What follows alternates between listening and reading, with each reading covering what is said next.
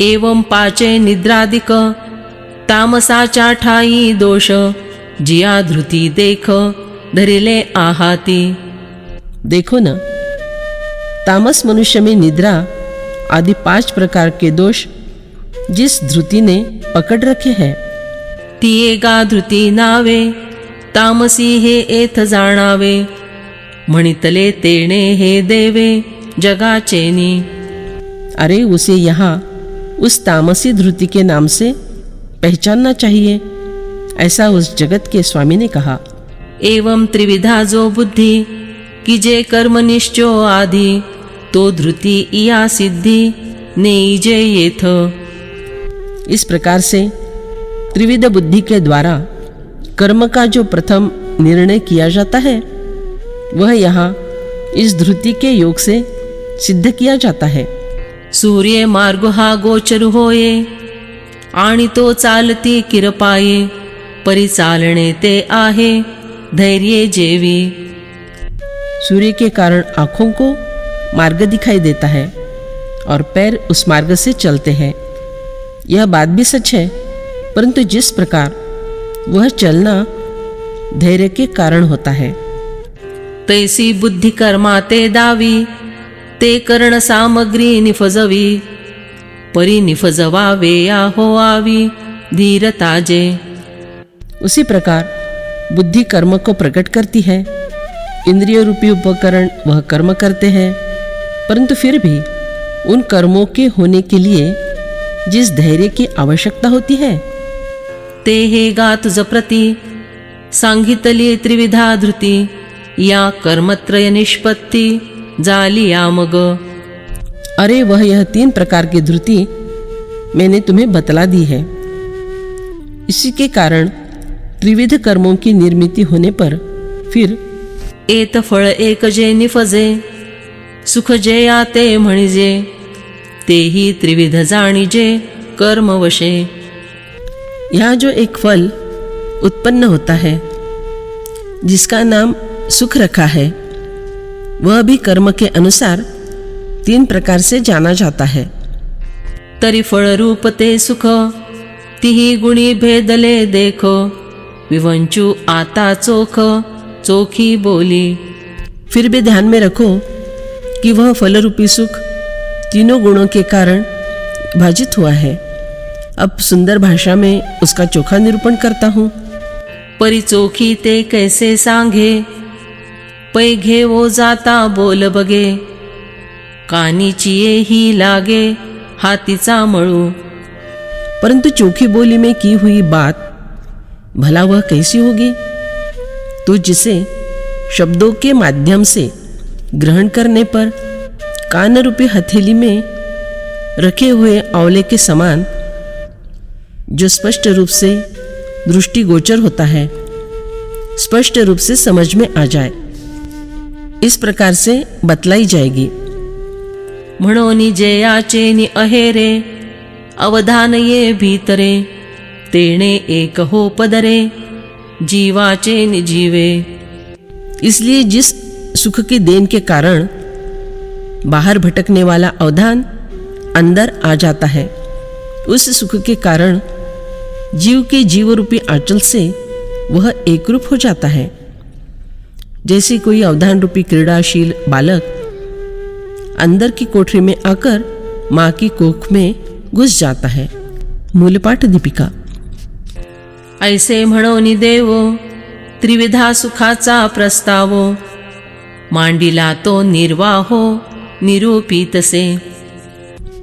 ऐसा कहकर देव ने जो त्रिविध सुख का उपक्रम किया है, उसी प्रकार का निरूपण देव कर रहे हैं। सुखं त्विदानीं त्रिविधं शृणु मे भरतर्षभ अभ्यासाद्रमते यत्र दुःखान्तञ्च निगच्छति। हे भरतवंशियों में श्रेष्ठ अर्जुन, अब 3 प्रकार के सुख को भी तुम मुझसे सुनो, जिसमें अभ्यास से रमण होता है और जिससे दुखों का अंत हो जाता है। म्हणे सुखत्रया संज्ञा सांगो म्हणोनी प्रतिज्ञा बोलिली ते प्राज्ञा ऐक आता। देव कहते हैं, हे बुद्धिमान अर्जुन, मैंने जो प्रतिज्ञा की थी कि त्रिविध सुख के लक्षण तुम्हें बतलाऊंगा, तो अब उन्हें सुनो। तरी सुखते किरीटी दाविजैल तुझ दिठी, जे आत्मेयाची भेटी जीवासी होये। तो हे अर्जुन, वह सुख जो आत्मा की भेंट होने से जीव को मिलता है, वह तुम्हें प्रत्यक्ष दिखलाया जाएगा। परिमात्रेचे निमापे दिव्यौषध जैसे घेपे, का कथिलाचे निकाजे रूपे रसभावनी। परंतु जिस प्रकार दिव्य औषधि मात्रा की नाप से अर्थात अत्यल्प प्रमाण में ली जाती है, अथवा थोड़ा सा रांगा उपयोग में लाकर रसों के पुट आदि संस्कार करके चांदी बना सकते हैं। नाना लवणाचे जळ हो आवे या दोन्ही चारी वेळ, देऊनी सांडी जती ढाढाळ ते याचेची। अथवा नमक को जल बनाने के लिए उस पर उस जल के छपके 2-4 बार मारकर नमक का कंकड़पन नष्ट किया जाता है। ते विजाले निसुखलेशे जीव भाविले या अभ्यासे, जीवपणाचे नाशे दुःख जेथ।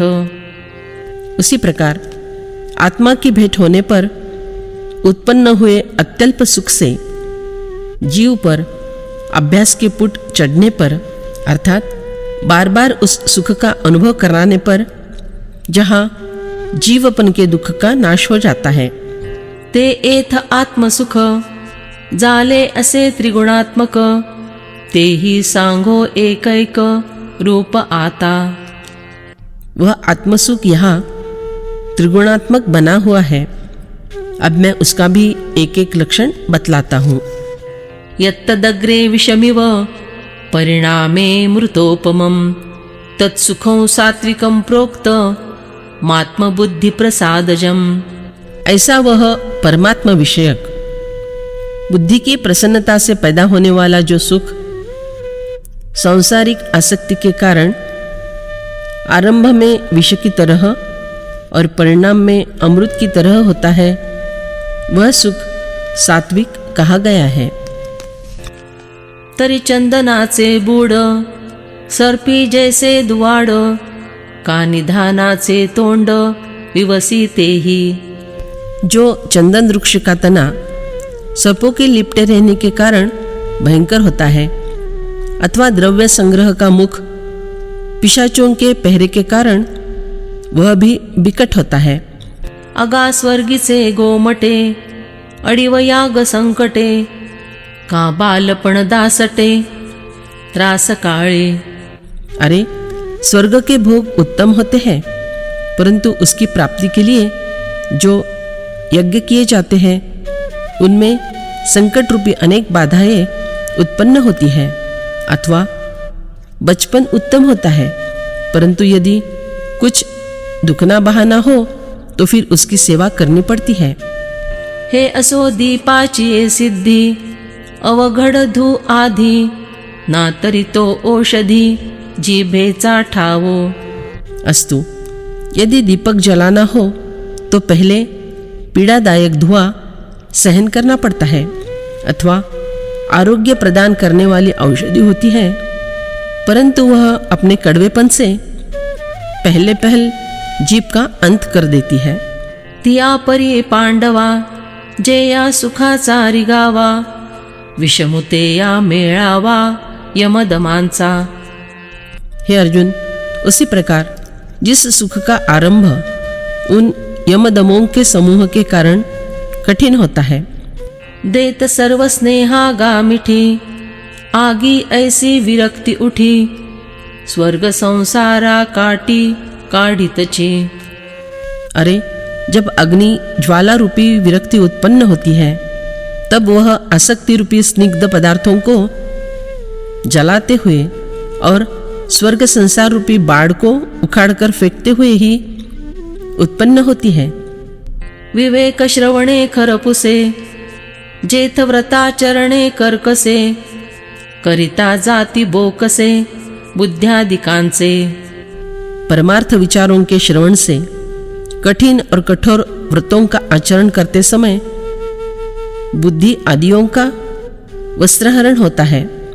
सुषुम्नेचे नितोंडे गिळजे पवनाचे लोडे, बोहणी ये सिचिये वडे भारी जेथ। सुषुम्ना नाड़ी के मुख से सब वायु के घूंट पिए जाते हैं। जहाँ आरंभ में ही इतने सारे कष्ट होते हैं, ते सारसाही विघडता वोहा हुनी वत्स काढिता, नभे भणंग दवडिता भाणे यावरूनी। वह ऐसा है जैसे कि चक्रवाक पक्षियों के जोड़े में बिगाड़ होने पर, गौ के थन से बछड़े को हटा लेने पर, इतना ही नहीं बल्कि किसी भूखे भिखारी को भोजन की थाली के सामने से उठा देने पर। पै माये पुढोनी बाळक काळे नेईजता जे एक, होए कान उदक तुटता मीना। अथवा माता के सामने से उसका एकलौता बच्चा काल के द्वारा छीन लिया जाने पर, अथवा पानी का वियोग हो जाने पर मछली की जो अवस्था होती है ना, तैसे विषयांचे घर इंद्रिया सांडिता थोर, युगांत होए ते वीर विराग साहाती। उसी प्रकार विषयों का घर छोड़ते समय इंद्रियों को ऐसा लगता है कि मानो अब कल्पांत ही हो गया है, परंतु वह सारे दुख भी विरक्त वीर पुरुष सहन कर लेते हैं। ऐसा जेया सुखाचा आरंभू, दावी काठिण्याचा क्षोभू, मग क्षीराब्धी मथिता लाभू अमृताचा जैसा। इस प्रकार जिस सुख का आरंभ कठिनता के उद्रेक का अनुभव करा देता है, परंतु बाद में जिस प्रकार क्षीर सागर का मंथन किया जाने पर अमृत का लाभ हो जाता है। पहिले वैराग्य गरळा, धैर्य शंभू ओढवी गळा, तरी ज्ञानामृत सोहळा पाहे जेथ। जहाँ पहले वैराग्य रूपी विष का घूंट पी जाने के लिए धैर्य रूपी शंकर अपना कंठ सामने कर देता है, तब फिर ज्ञान रूपी अमृत प्राशन का आनंददायक प्रसंग देखने को मिलता है। पै कोवळिता ही कोपे ऐसे, द्राक्षाचे आम्लत्व असे, ते परिपाकी का जैसे माधुर्य आते। कच्ची दाख का यदि घोल बनाकर पिया जाए तो भी वह पीड़ादायी होगा, इतना अधिक खट्टापन उसमें होता है।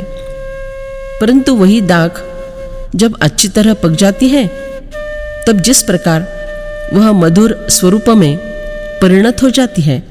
ते वैराग्यादिक तैसे पिकले आत्मप्रकाशे, मग वैराग्य ही नासे अविद्या जात। उसी प्रकार आत्म प्रकाश से वे वैराग्य आदि भाव अच्छी तरह पक जाने पर फिर वह वैराग्य ही सारी अविद्या को नष्ट कर देता है। ते धवा सागरी गंगा जैसी, आत्मा मीनले या बुद्धि तैसी, अद्वय आनंदाची आपैसी खाणी उघडे।